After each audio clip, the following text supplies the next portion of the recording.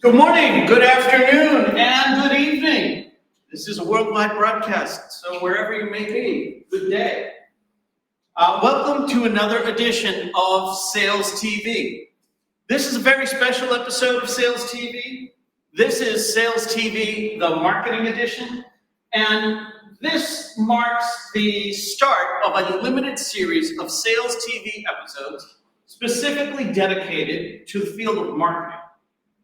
Another reason this is a very special episode, this is in front of a live audience. We're coming to you live from Northeastern University, joining a classroom full of Huskies in their Intro to Marketing class. Students, first of all, thank you very much for hosting us and allowing us to be part of your educational journey. So, thank you to the audience. Today, we will be joined by Aaron Hassen. Aaron is a seasoned marketing professional specializing in messaging, demand generation, and brand development. Aaron has deep-seated belief in the transformative power of effective marketing strategies. He understands great strategy is the bedrock of outstanding execution and results. As the chief marketer at AH Marketing, a full-service marketing agency, Aaron has been instrumental in supporting growing B2B businesses. Today we'll be talking about positioning, and that aligns with some of the lessons that we've already covered in this course. We've talked about the 4 Ps, and we've talked about branding. So to delve deeper into the conversation regarding positioning, let's bring Aaron onto the show. Aaron, good afternoon and welcome. Thank you. Please tell us a little bit about yourself. Well, I'm glad to be here. I had no idea I was going to be a marketer, to be honest with you. I was in the military.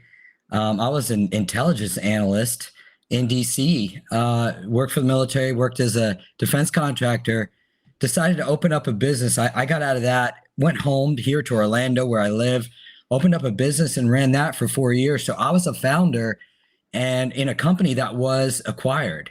So we got acquired after 4 years. And throughout that experience, I created a product, I sold my product, a marketed product.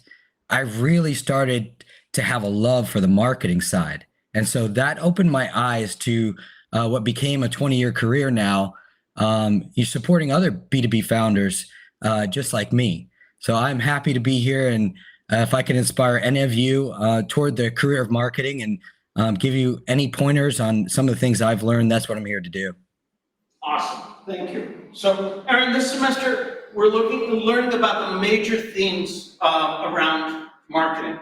Each week, we explore various marketing terms and various marketing concepts. The overarching goal for us this semester is to help the students learn how to think and talk like a marketer. So with that in mind, if you had one thing that you could teach the students about, what would that be? Yeah, for me, we discussed this, you and I discussed this, Professor Durant. And I believe that positioning is core to any business. And in fact, it's core to any person. Positioning is synonymous with personal branding as well. So it's, how are you perceived in the market? And how do you influence your audience, buyers, customers? How do you impact them, influence them? How do they think about you? And where do they categorize you? And all those things. And that's an approach you take in marketing. There's a way to do that. There's a way to go about that. And as I've said, to other audiences, branding is really the emotional interface that you have with your customers. It's the emotional messaging, and but positioning is the intellectual. So it's the rational side of that. And that brand has to have a foundation, has to be believable, has to represent something in the mind of the customer. And that's what positioning does. And that's what I would recommend. So tell us a little bit more about positioning. We've talked about brand, but we haven't really delved into positioning. What can you share with us?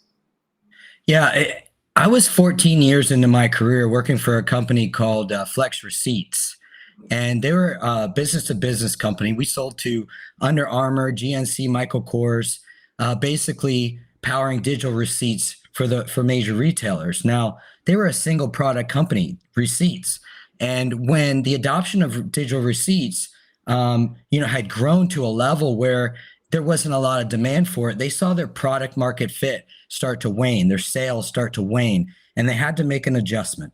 And so they decided, what is our core competency? They started to look at that and said, what are we good at? What are we best at? And they decided to expand into other, what we call transactional messages. So you get a receipt post-purchase, but you also get things like packing slips and order confirmations and shipping updates. And what this company did was they inserted promotions into those digital receipts and confirmations to get people to buy again. And they were very effective at doing that. So what we needed to do in order to get the company back on track, mind you, this is a venture-backed Silicon Valley Y Combinator company, lots of pressure to be the next unicorn, and they had to get their act together. And I was leading marketing, so we knew we needed to rebrand. We couldn't just be a single product company in receipts. So we rebranded to Flex Engage because we wanted to engage customers throughout the post-purchase. We thought that made sense. But it had to be about more than that. We needed to revisit some of the things like, who are we? What is this company about? Who are our customers? When you start to extend into a platform, you have other customers, you have other problems you're solving. So we need to go back to the basics and understand, how we're different now as this other product company than we were in the past. And that's where positioning came in. That's actually where I intersected and I met with a positioning strategist who worked for Andy Cunningham. Now, Andy Cunningham launched the Mac with Steve Jobs in 1983. She went on to work with him at Pixar and Next. She went on to reposition BlackBerry, Oracle, Cisco. So she is a master. And I learned about her 6 C's of positioning, and I have used them ever since. And I think they are the core to building any business. And I wish I knew them when I owned my business, to be honest with you. 6 C's. That's a framework for positioning? Yeah, 6 C's are a framework. In marketing, I have found, especially, I just mentioned, I work for, these fast growth startups. So they don't have a lot of runway. There's not a lot of time or money. So you've got to get to answers quickly. And so you have to do things efficiently. And I like to depend on frameworks, proven frameworks. So some of those I mentioned, Andy's 6 C's, but other ones include Clayton Christensen's Jobs to Be Done. That is a great product marketing framework. So if you're doing product marketing, I suggest starting there. Or messaging. If you want messaging, I really appreciate StoryBrand by Donald Miller. I have used his approach in building communications and narratives. But yeah, with positioning, for me, it's the 6 C's. And like I said, you want to basically get to the heart of, what is who is this company? Who are you and why do you matter? You got to get there. And so there's a method to doing that. So tell us a little bit more about those. I don't want to put you on the spot, but what are the 6 C's, or at least some of them? Yeah, absolutely. Let's dig in. I like to start this way. I say, to folks, like you in the audience, I say, if I mention, I'm going to name some brands, and what I want you to do is to think about what's the first word or phrase you associate with that brand, okay? And what is it in your mind? Because Al Reese and Jack Trout wrote a great book in the 80s called Positioning: The Battle for Your Mind. And what they said was that positioning is how we come to own real estate in the mind of the buyer. So we do that very specifically, very intentionally. And so when I mention brands like Apple or brands like Coca-Cola or Nike or Patagonia or Chick-fil-A, there's probably something that happens in your mind. There's something you relate. Maybe with Coca-Cola, it's the polar bear, right? Maybe With Apple, it's think different, or Nike, just do it, and things like that they've implanted using marketing and advertising and influence. Now, how we market today is different than in the past. That changes as the consumer changes, but what happens in your mind and the way that you relate to these brands is not by accident. It's very intentional, and that's where the 6 C's come in. And I'm happy to walk you through what they are. Please. Yeah. So to position any brand, you always start with research, okay? So you don't get to any of these insights or answers without research. The 6 C's are this. Number one, the first C and the most important C is core. We talk about authenticity, empathy, all those things, but you got to know who you are as a business. And Andy Cunningham says that there are 3 types. She says there are mothers that are customer focused, there are mechanics that are product focused, and there are missionaries that are mission focused. And so we really got to get a sense and nail down which one we are, because the truth is we are, even if we don't realize it, we make decisions on staffing, on where to invest in the product or service, all based on that prism, whether or not we're a mother company and we focus on customer experience like Disney, or a mother company and we focus on segmentation like what's it called? Some of these retailers, the something 21, I forget the name of it, but there's Forever 21. Forever 21. Thank you for the assist there, but. So if you're a mother company, you can go to market in 2 ways: customer experience or customer segmentation. So basically, if you're a mother, you say, okay, I'm going to create a great experience, or I'm going to talk to a specific segment of the market. And those are the folks that we're going to support, and we're going to take their problems to market. You can be a mechanic, a product company, and you can either go to market with product value like Walmart does, or with product features like Microsoft does. So this is what Andy says. You got to start seeing the world through this prism. The last one is missionary. We all know Steve Jobs with a cult of personality, and Apple tried to create the next big things.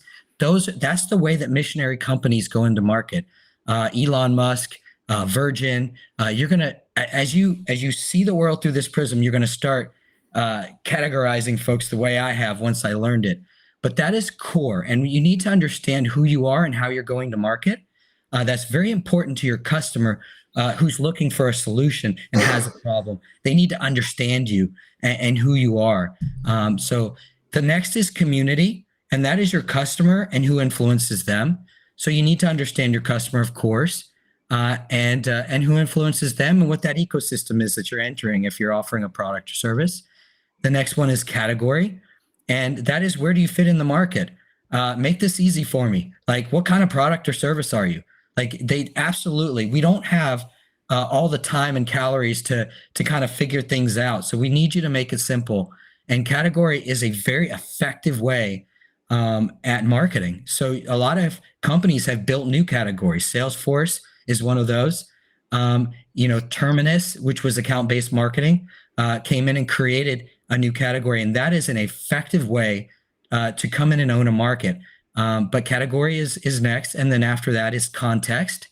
So why are you relevant now? You can offer a product, and if it's seen its time, then you're too late and it's not going to work. Of course, we look at our competitors, what they can tell us, but how we're different from them, which is key. What is our superpower is the question. What is your only statement? You do what better than anyone else? You have to understand that because your customer wants to know that. Why you? Why you now? So these are the questions we're answering, and they get us to some of that foundation. The last is criteria, and all that is, what are the essential factors for competing in your space? If you're targeting a millennial buyer, you got to have a cause or a purpose. These are some of the prerequisites that you just have to know to be a part of that community. And those are the 6 C's. But like I said, to determine those things, you got to go and do the research. If you have any questions, please let me know. I will ask you to share them with us. Let me ask this group, though, the marketing students, how do these 6 C's align with what we're learning so far? Anything contradicting, anything supporting, any insights around that?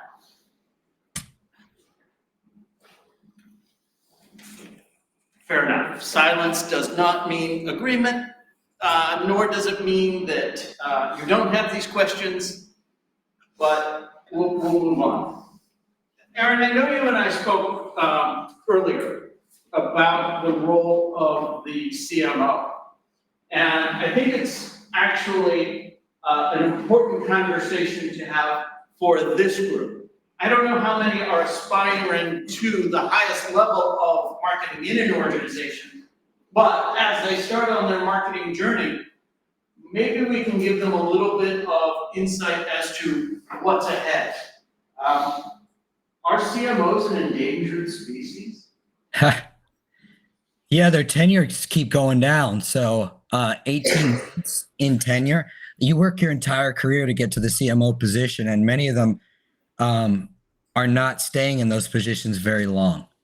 And the reason is that business is changing. So a lot of companies, not just small business, but mid-market and even large companies are very results driven. So they've got to produce this quarter, this year. And so a lot of the practices of marketing have been either academic or they have been very, let's say, back of the room kind of thing, like, shutting a door, everybody has a seance, puts on some incense, and nobody knows where you came up with this stuff. So there's a lot of, let's say, unknown in terms of your CEO and your CFO. How exactly are we getting to revenue? And, how are you spending this money? And how can I be confident that our forecasts are accurate? And this is the job now of the new CMO, especially in light of go-to-market teams, like the reorganization of a lot of companies around a go-to-market approach, which puts like a RevOps organization right next to the CEO, so he has a point of truth that he can look across products, marketing, sales, and get those insights and business intelligence to make better decisions.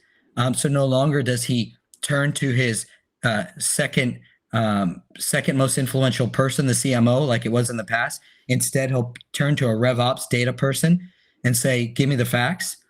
So we're in a new environment, and we have to survive in that environment. We have to understand business, understand finance, even more than understanding the customer, understanding the market, the context, all of these external forces. We have to understand the business itself. So that is the shift. And with AI coming into our industry, particularly in the content marketing space and other areas, and with analysis and everything, some of those lower level jobs are eventually going to be facilitated by AI. So what that means is you have to be a strategist as much as you're an executioner. Hope you're right. As much as doing execution. So I recommend, it's talks like this that will hopefully, give you an underpinning in strategy, as well as, you go out there and learn social media and email marketing and community-based marketing, Discord and dark social channels, advertising and PR and all those things, content marketing and those are all tactics. But in order to really affect the business, strategy is key, creativity and innovation is key, and understanding of business and finance is key. So I was fortunate to be an entrepreneur first and to get my degree in marketing after I had entered the field. And today, I think it's incumbent upon those that are entering the field to really learn strategies. So some of those frameworks I mentioned, you might want to look those up. Jobs to be done, story brand, and the 6 C's from Andy Cunningham, like I'm talking about today. So we focus on a lot of marketing concepts here, but in academia anyway, a lot of the things that you just mentioned as separate, if you will, fall under marketing in our textbook. Things like sales, things like product development. Those are all marketing responsibilities according to the textbook. Give us the real scoop. What's the real world like? Yeah, they're not. They're not. You have a chief product officer or CIO, chief information officer that does products, handles the product side, and can have marketers underneath them. You can have product marketers in that area of the business, and so those people are all about launching products. They're about product-led growth, adding users. So the products team is separate from the marketing team.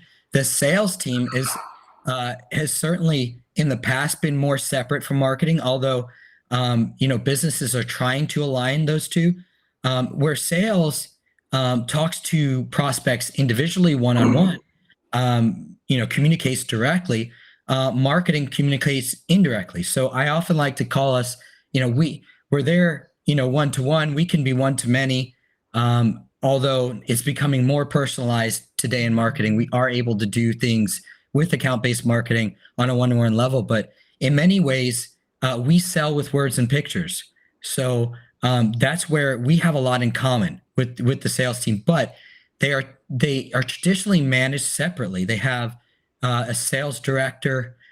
More recently, they've hired CROs, chief revenue officers, and placed marketing and sales underneath the chief revenue officer. But by and large, chief revenue officers have a sales background. They don't come from marketing. The majority of them are the best sellers and, work their way up. But today, marketing, where it used to be tip of the spear, it used to be that there, I think it was, I forget who said, but, business is primarily marketing and innovation. I think it was Peter Drucker. And it's no longer that way. Marketing is seen in some cases as supporting all the other departments, as well as the CEO and revenue. So we have to earn our way back into that tip of the spear position, as Andy Cunningham was with Steve Jobs in 1983. So one of the things that we've discussed as a class is marketing is the voice of the marketplace. Trying not to use the same word in its own definition, but there you go. But by that, we've talked about marketing's responsibility is that one-to-many communication. Communicate the company's position to the marketplace being your customers, your prospects, your competitors, and any other group that you might need to want to influence. So government agencies and social action groups and the like. But the other half of that is marketing is also the ears for the organization and the eyes for the organization, listening to all of those same outside parties and bringing it back to the organization. That's the theoretical. I just heard you say, though, it's broken. Sales isn't talking to marketing? What can be done about that? Yeah, I think it's our fault. So us being marketers? Us marketers. Yeah, I'm going to take ownership. Okay. So when I came into my first marketing role after having been an entrepreneur, I got my first marketing gig, and we were a $250,000 company. And very small, right? And I was like, okay, I've got to figure this out. My CEO sent me to Sandler Sales Institute to learn professional selling as a marketer. And I actually managed the sales team. And I brought up 3 salespeople, many of whom are still my friends to this day. And we went to market together because we had no choice. That company was either going to survive or die based on our ability to grow the business. Now, we did everything together. I was, in essence, a CRO because I was running both marketing and sales at a very early time. The reason I say this is our fault as marketers is because we get so busy in tactics that we are losing connection to the customer, to the market. When we sit in that boardroom or we sit at the table, If we don't speak with authority on the market, on the customer, on the competitors, why are we there? Because that is our keen insight. That is what we have. So salespeople are doing it one-on-one. They know what this company has to say, and that company has to say, and that company has to say. We should be able to understand what tens of companies believe, what the market is talking about, what is happening, and the new innovations that are entering. What may happen in 6 months.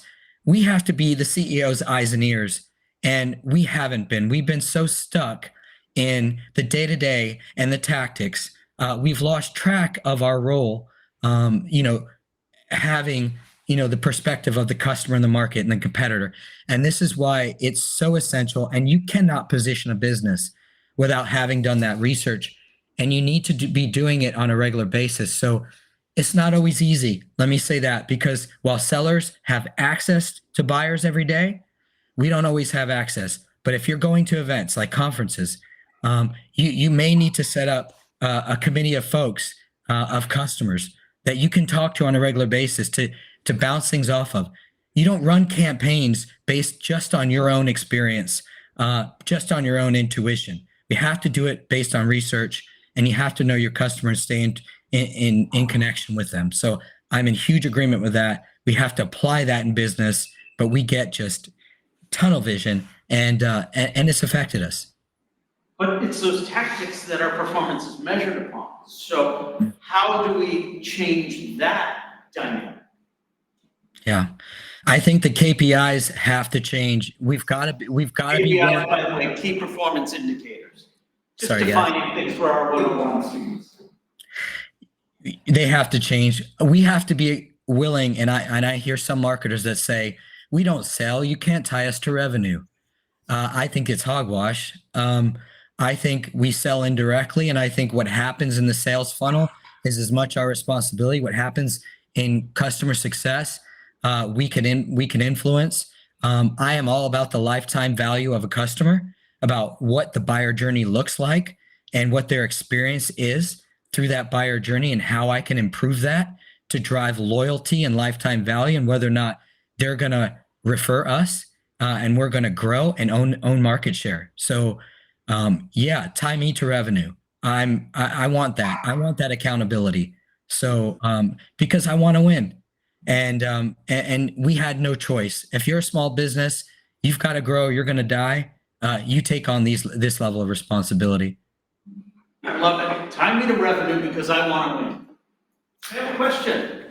You've talked a lot about portions of the marketing field that are like diminishing or getting cut out. Are there any portions that you think still have room to grow? Did you hear that? Yes, I did. Yeah.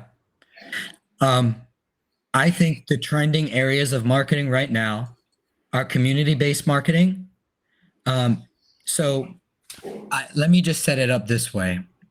There's a gap in trust today. And you all know it. Every consumer knows it. We've had political unrest. We've had pandemics. We've had isolation, fake news, privacy breaches, environmental disasters, opioid addictions, mental health crises. We've had companies that have been lying to us, trying to control our data for years. That is the environment that we are selling and marketing into.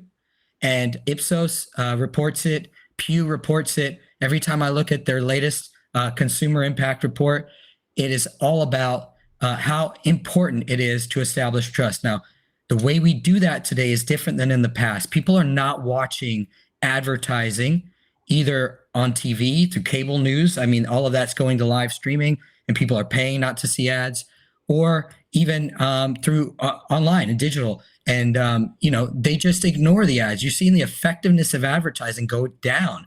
People aren't clicking the way they used to. Conversion rates are lower. There's a lack of trust. So we go to the people, the influencers and those people that we trust in our own circles. And so that is key for marketers to know. So the areas that are trending all revolve around those trust centers. So community-based marketing, that is Discord. I'm in a Discord community called Rise with Mark Schaefer. He's a best-selling author of the book Known and Marketing Rebellion. They're fantastic. and I'm in many communities, as are so many of you, Discord communities, Slack communities. Those are places that people are going for recommendations now. So understanding that environment, there's of course social media is still vibrant, particularly on the B2B space and LinkedIn, and B2C. It's other channels, obviously Instagram, things like that. TikTok and the rest. But we really need to look at those channels that provide a level of trust and personalization. Those are going to be the areas of the future. Newsletters are back, subscriber base. People want to subscribe, and so the way I do it is I use social media to drive subscriptions to my newsletter, to drive entrances into my community. And when you can create a community of your customers, your buyers, your audience, and your believers, and you're not trying to sell them in those communities. You're trying to build understanding. You're trying to help them in their daily lives. You're trying to interact and have empathy. You're trying to be human. So I believe that marketing is one of the most human businesses out there. And I would focusing on any channel like live events. People want to see people. They want to shake your hand. Live events are big now. Hotels, convention centers, that business is booming. I have a customer that's in that space. But that's where I would focus. We're back to interpersonal marketing. So we're back to word of mouth, guys, in a digital form. So that's what I would recommend. Excellent, thank you. So, Aaron, the time has flown by. Thank you very much.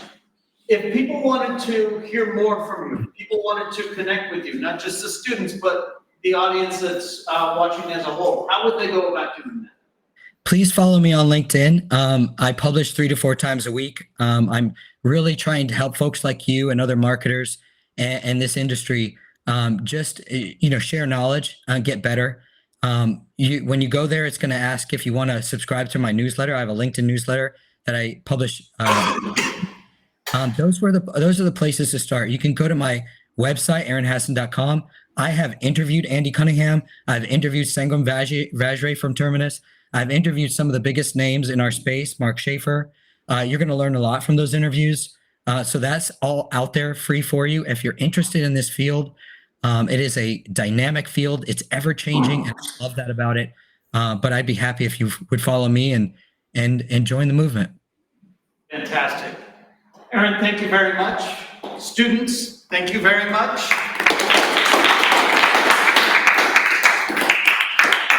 This has been Sales TV, the marketing edition, the first in a limited series. And we will be back next week with another episode of Sales TV, the marketing edition. One last time, Aaron, thank you so much for joining us. And please keep in touch. Thank you, guys. Good to be with you.